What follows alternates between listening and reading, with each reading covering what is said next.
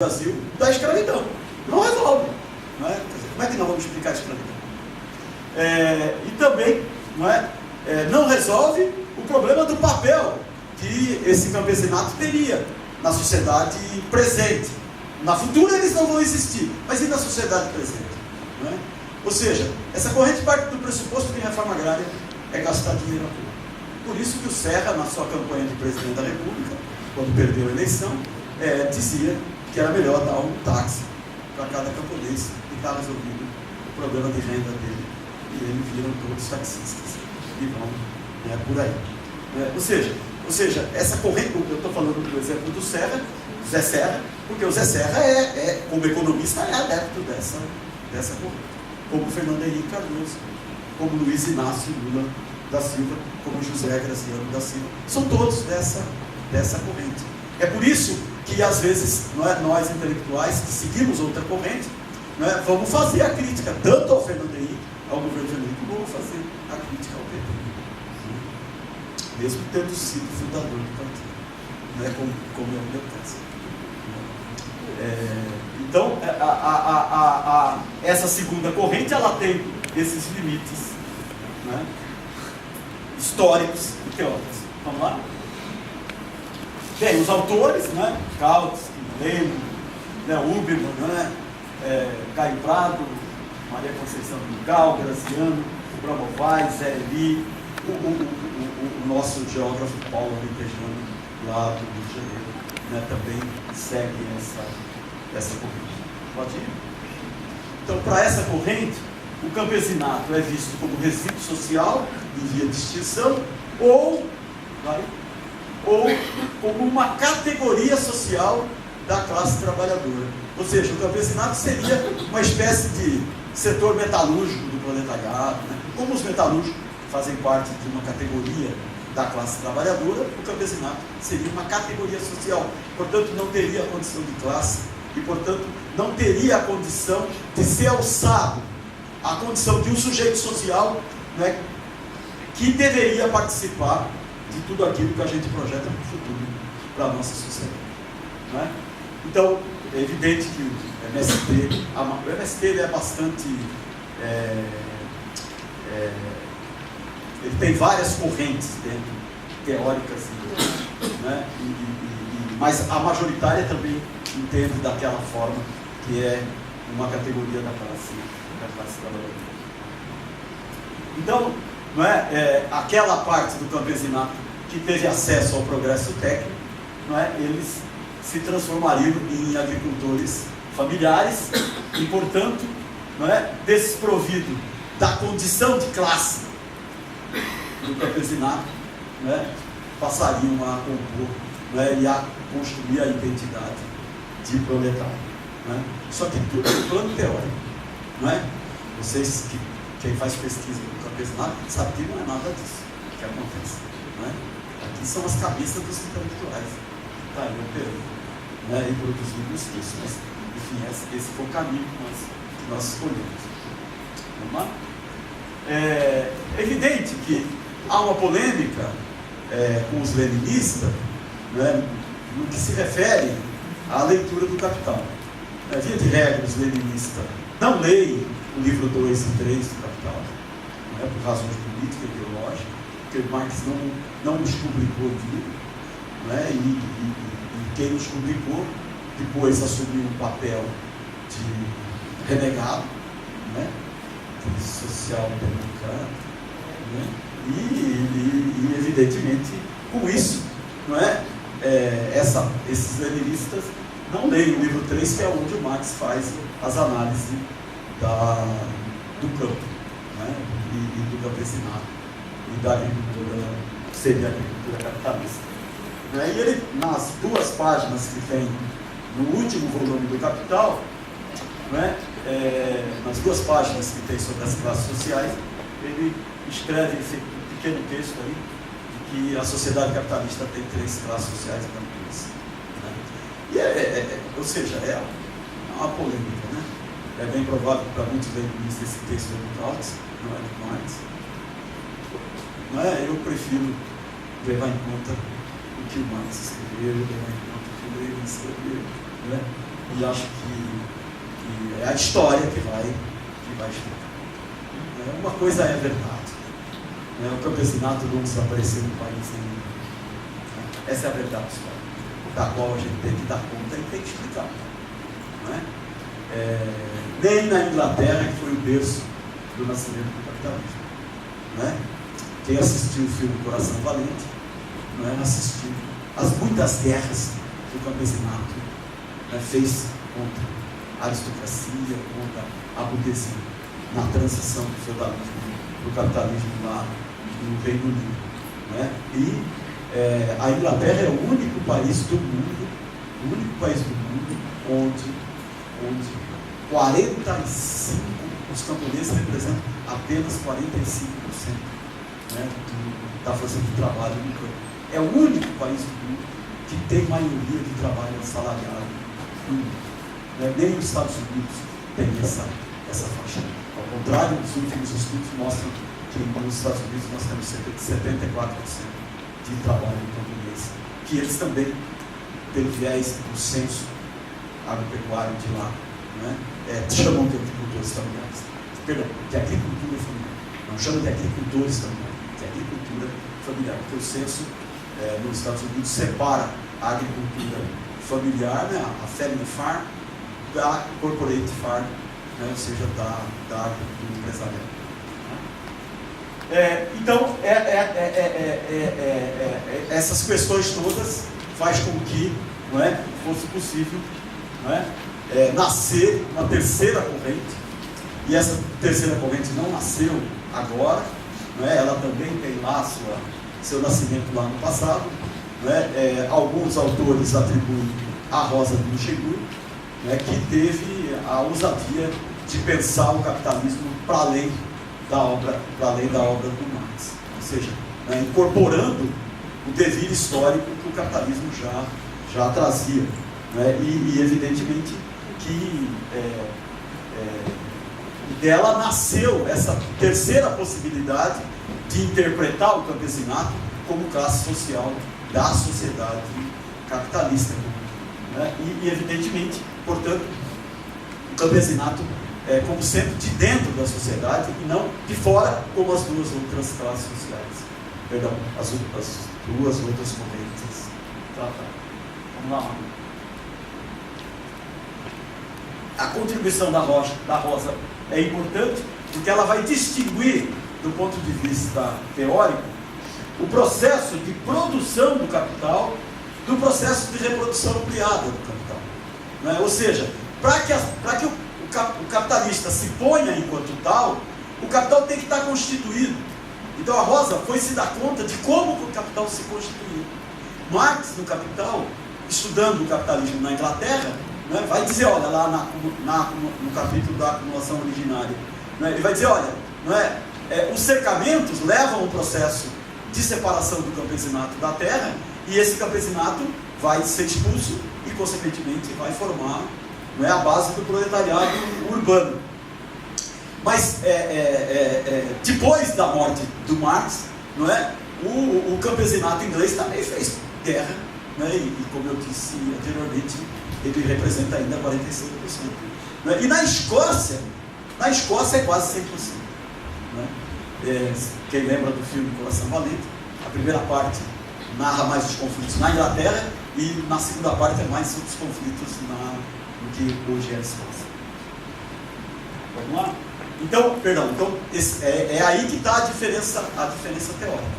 E é óbvio que a partir daí nasce a possibilidade de estudar a propriedade privada da terra como parte do processo de acumulação e de produção do capital. E, portanto, a propriedade privada da terra como conceito autônomo e não como um conceito à deriva do conceito de capital. Vamos lá? Bem, os estudiosos, então, a Rosa na origem, o Chanin, há muitos estudiosos que dizem que o Chayanov também devia estar nessa corrente. Eu vou, por justiça, vou dizer que o Chayanov não trabalhava com o pensamento marxista. O Chayanov era historicista. Então, ele não pode ser enquadrado nesse grupo aí né, na realidade é o Chani, né, que vai retomar os estudos a partir da análise do que aconteceu na transição, né, trazida pela Revolução Bolchevique na Rússia, sobretudo, né, na sua transição de sociedade capitalista para a sociedade socialista. E, evidentemente, o Zé de Souza Martins, que foi aluno do Chani, né, quando esteve na Inglaterra, trouxe para o Brasil, né, essa corrente, e é o grande responsável, né, porque formou, né, esse povo todo que está aí, né, depois dele da lista, inclusive a mim. Né? E é ele que tem alimentado com os seus estudos essa corrente. Bem, então, para essa corrente, o campesinato é uma classe social da sociedade capitalista e, portanto, nós temos que resolver o problema da formação da propriedade privada da terra. Né? Vamos lá? Bem, então, eu sigo essa concepção, né, de que os camponeses, os latifundiários, fazem parte daquilo que Marx chama de os proprietários da terra. Vamos lá? Então, a opção teórica, ela é marxiana. É óbvio que todo mundo que segue uma orientação marxiana acaba criando um tipo de marxismo, né? Ela segue a Rosa, do Luxemburgo, né? O campesinato como classe revolucionária do século XX, e a centralidade, né, se desloca do eixo da relação capital-trabalho para o eixo formação da propriedade privada da terra. Como estudar o campo, então, a partir de toda essa apresentação resumida de concepção ideológica, política, né? Como é que a gente faz?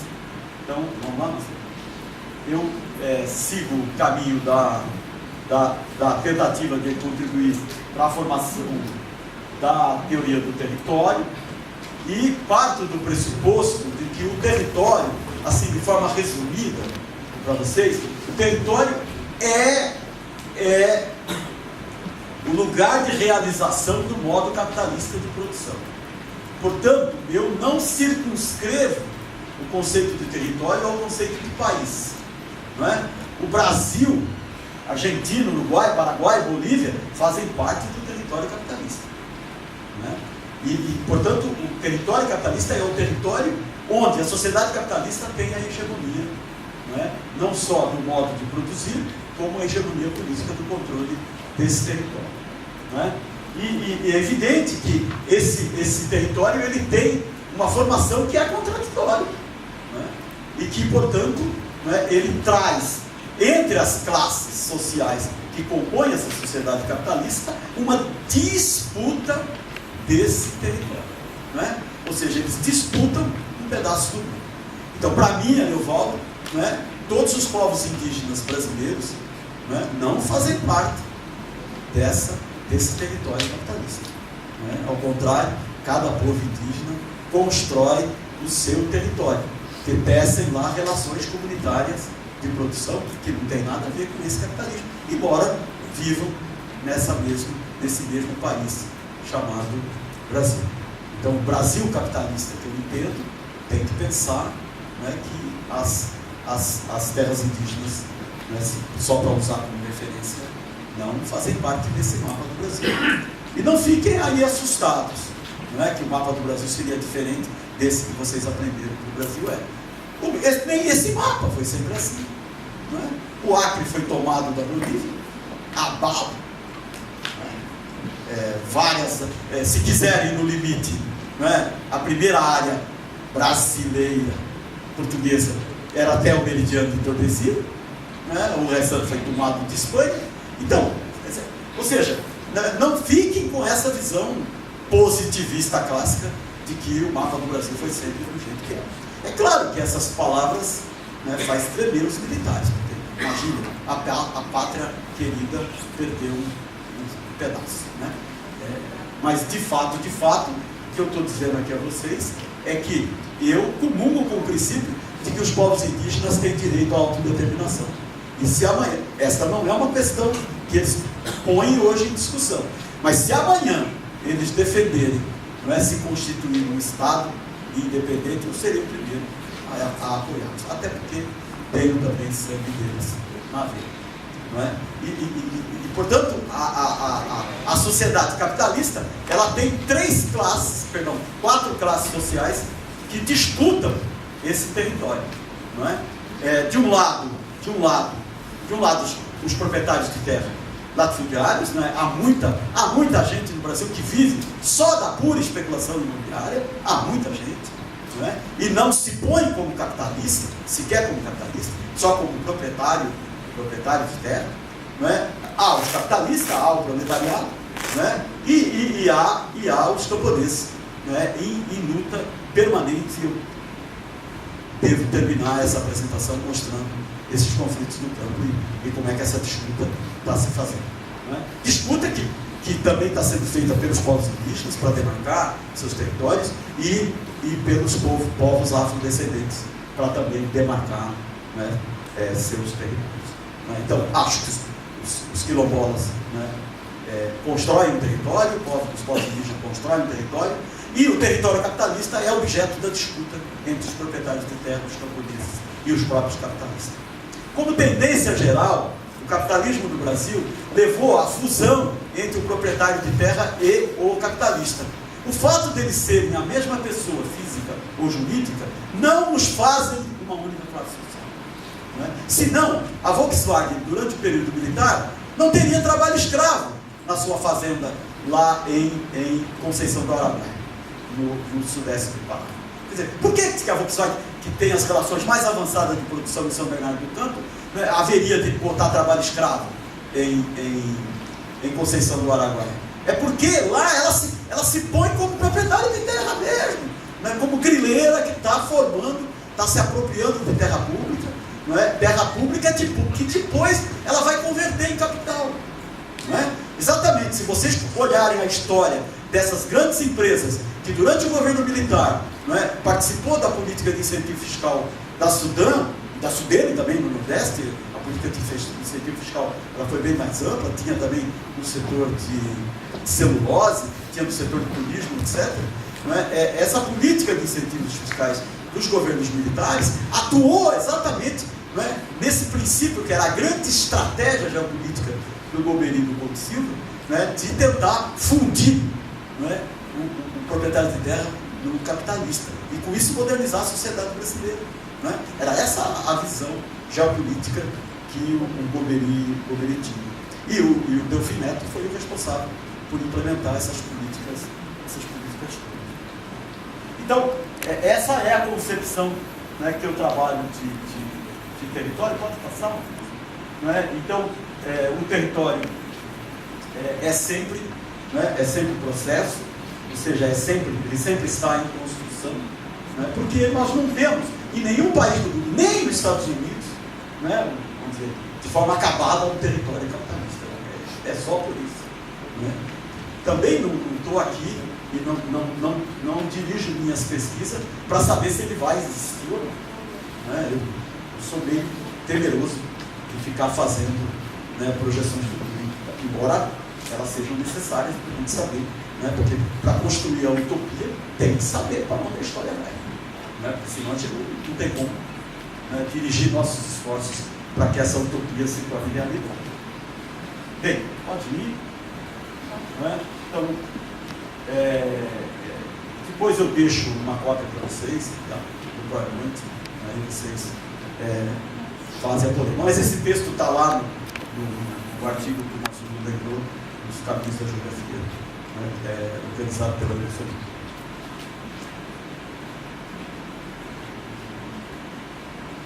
Bem, eu não estou estudando geografia econômica, embora eu entenda que a agrária seja um pedacinho da geografia econômica. E aí sigo o Valverde. Né? Eu tenho dedicado uma parte de meus esforços para, né, discutir essa questão da construção do território a partir dessas duas propostas teóricas, né?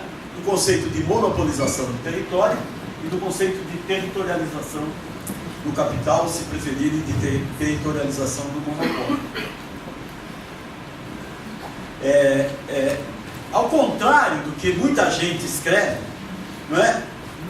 No setor de grãos no Brasil, os monopólios, sobretudo internacionais, se quiserem mundiais, eles não operam como produtores diretos de grãos, não é?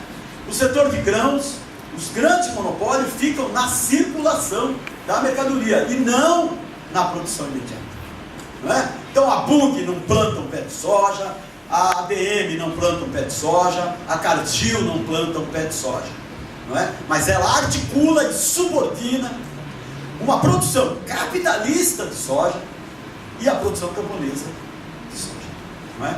É evidente que falar de produção camponesa, não é, pensando no centro-oeste, não é quase uma heresia. Mas se vocês forem ao Paraná, a Santa Catarina, o Rio Grande do Sul, vocês vão encontrar lá camponeses produzindo soja, não é?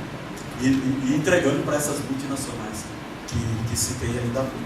Então, no setor de grãos e na maioria dos setores da produção agropecuária, quem detém o monopólio não produz de forma direta.